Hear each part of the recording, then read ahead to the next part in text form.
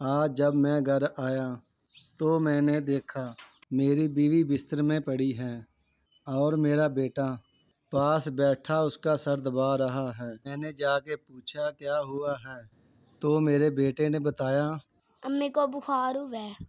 میں نے پوچھا بیٹا کوئی دوائی دی تھی؟ نہیں پاپا جی۔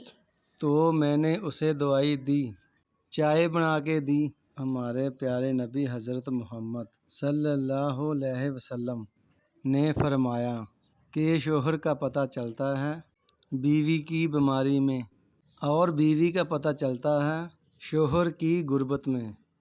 ہمارے پیارے نبی نے فرمایا کہ جب تم نکاح کر لیتے ہو تو تم اپنا ایمان پکا کر لیتے ہو۔ بیوی ایک ایسی شخصیت ہے جس کی موجودگی میں تم اپنا ایمان محفوظ رکھتے ہو۔